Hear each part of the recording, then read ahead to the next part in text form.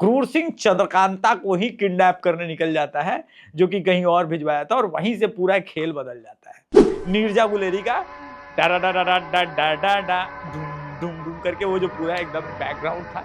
नमस्कार दोस्तों, फिर से 90s टॉक पे मैं अंशुल अपने प्रिय मित्र अभिषेक के साथ चंद्रकांता की कहानी को आगे बढ़ाते हुए आपका स्वागत करता हूं।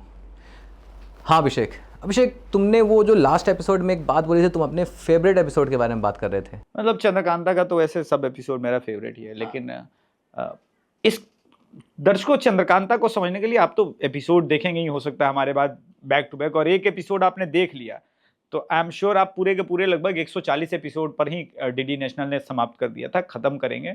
उसके बाद IMDb रेटिंग इसका 7.8 है। हो सकता है उसके बाद चंद्रकांता मेरी तरह वो लोग किताब पढ़ने जाएं तो फिर अलग कुछ कंफ्यूजन दिखेगा उनको। ठीक है, चंद्रकांता से दो लोग प्यार करते थे। दो नहीं, तीन नहीं, तुम दो पहले बताओ कौन सा तुम्हारे। एक तो वीरेंद्र विक्रम, वो तो चलो ठीक है, वो दूसरा तो क्रूर सिंह। नहीं, एक चुनारगढ़ का राजा। नहीं, वो तो चुनारगढ़ का राजा प्यार नहीं करता था, लेकिन मुझे याद है वो कि शिवदत्त जो है, हाँ, वो पाना चाहता था, उसका कॉन्सेप्ट कुछ और था। पाना मतलब तो प्यार ही नहीं, वो प्यार नहीं था, प्यार दो था। अच्छा, क्रूर सिंह पाना चाहता था। नहीं, शिवदत्त पाना चाहता था। हाँ, नहीं, देखिए क्रूर सिंह भी क्या है कि बचपन से ही वो चाहता था चंद्रकांता को पाना। लेकिन चंद्रकांता वीरेंद्र विक्रम से प्यार करती थी। ऐसे में वो खतरनाक साजिश रचता है और चंद्रकांता के भाई को मारता है, और जाके देवी का पूरा ये करता है, और मैं आज वीरेंद्र विक्रम को भी मारूंगा। उसके लिए उसके पास 3 पक्के यार थे जो क्रूर सिंह को मानते थे कि भाई ये विजयगढ़ का राजा बनेगा। इसी दौरान अब पूरी जो नौगढ़ और विजयगढ़ में पूरी लड़ाई हो जाती है उसके कारण। ठीक है, अब वीरेंद्र विक्रम जब निकलता है तो पूरी प्लानिंग के साथ वो तैयारी में बैठता है, यहां तक कि एक फेक चंद्रकांता को बिठाया जाता है। अच्छा, क्या आएगा यहाँ पे मिलने के लिए, टपका देने का, आइला टपका देंगे, और चंद्रकांता से मिलने आएगा ही आएगा। हाँ, और चंद्रकांता भी अपना जब तक चिट्ठी पहुंची, अच्छा उसमें भी चिट्ठी और खत का ये पूरा जिक्र है, तो मतलब अभी का जनजी छोड़ दे तो सबको पता है कि चिट्ठी कैसे लिखी जाती थी। तो वीरेंद्र विक्रम को चंद्रकांता की चिट्ठी मिलती है और चला जाता है। इस दौरान जब नौगढ़ के राजा को पता चलता है, जो कि परीक्षित साहनी ने निभाया, अल्टीमेट कैरेक्टराइजेशन है उसका, हाँ, तो वो अपने सबसे बड़े यार तेज सिंह को ढूंढता है। हाँ, तेज सिंह, यार मैं देखो इसको भूल गया था। मतलब अय्यारी में 72 कलाएं होती हैं, और तुमको इतना पता है? हाँ, और अय्यारी की वो 72 कलाएं तेज सिंह जानता था। गजब। तेज सिंह से बड़ा अय्यार चंद्रकांता में कोई नहीं था, नॉट इवन बद्रीनाथ जो कि चुनारगढ़ के पास था।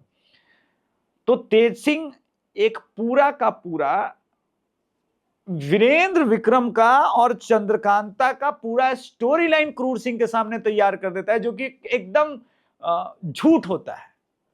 वहां जाकर के वो एक ऐसे तिलिस्म में ट्रैप होता है जहां से क्रूर सिंह को उसके अय्यार निकाल पाते हैं।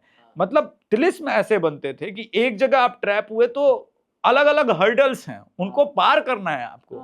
और आप कमाल सोचिए कि उस समय के कैमरा, उस समय का तो क्रोमा की वगैरह का फीचर नहीं था।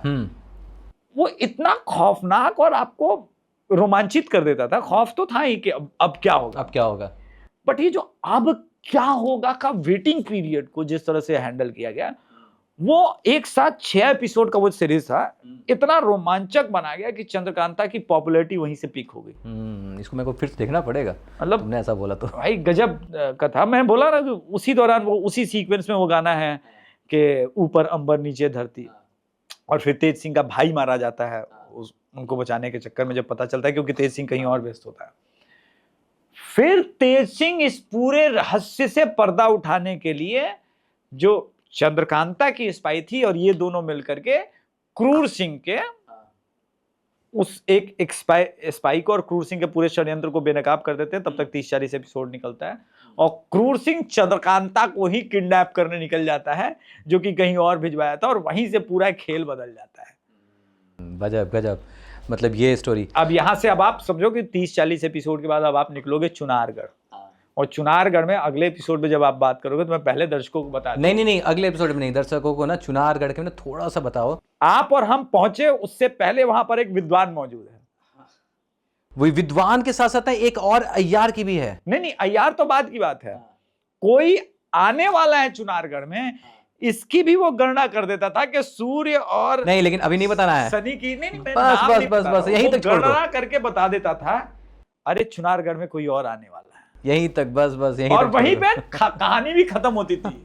नीरजा गुलेरी का डा डा डा डा डा डा डा डा डा डूम डूम करके वो जो पूरा एकदम बैकग्राउंड था, एडिटर मेरा वॉइस हटा करके वो बैकग्राउंड चला देना एंडिंग वाला, ताकि नीरजा गुलेरी का आपको बैकग्राउंड, इसके लिए कॉपीराइट नहीं आएगा जहां तक मुझे पता है, क्योंकि साथ में बोलते बोलते नहीं आएगा, दूरदर्शन का है। अच्छा, इसमें मैं अभिषेक एक और, जब अगला वाला एपिसोड आएगा तो मैं उसमें ना एक और आदमी का जिक्र कर दे रहा हूँ। एक ऐसे कलाकार थे इसमें जिनको हम लोग ना बहुत अलग अलग मूवियों में देखे हैं, पहचाने हैं। पान सिंह तोमर, इंग्लिश मीडियम, पीकू जैसे मूवीज में इनको हम लोग देखे हैं। अरे मकबूल स्टार बोलिए भाई, अनफॉर्चुनेट आज हासिल में वो, बोलिए। हाँ, अनफॉर्चुनेट आज वो हमारे साथ नहीं है, स्वर्गीय इरफान खान जी। उनकी पॉपुलैरिटी, उनकी लोकप्रियता इसी सीरियल से हुई थी, बद्रीनाथ नाम था। अगले एपिसोड में हम बात करेंगे बद्रीनाथ जी का, और जो एक ऐसे विद्वान आदमी के बारे में जो अभिषेक ने जिक्र किया है उसके बारे में बात करेंगे, और उस फाइट सीक्वेंस के भी बारे में बात करेंगे जो बद्रीनाथ और तेज सिंह के बीच हुई थी, जहां कंप्लीट तिलिस्म का खेल था। मतलब हर दोनों एक दूसरे के लिए टेस्ट कर रहे हैं और दोनों एक दूसरे को मात दे रहे हैं। वो कमाल का पूरा स्टोरी लाइन था 10 एपिसोड का। दर्शकों, 90s टॉक्स को शुरू करने का एक और मकसद था कि आपको प्रतिदिन हम संदेश दे सकें। आज का संदेश है, मन को हल्का रखिए, अपनी जिम्मेदारियों से इसे भागना नहीं कहते, अपने कार्यों को कीजिए, अपनी सफलता के शीर्ष पर जाइए, किंतु उस सफलता के शीर्ष को अपने मन मस्तिष्क पर मत बिठाइए। इसी को कहते हैं मन को हल्का करना। धन्यवाद, नमस्कार, प्रणाम।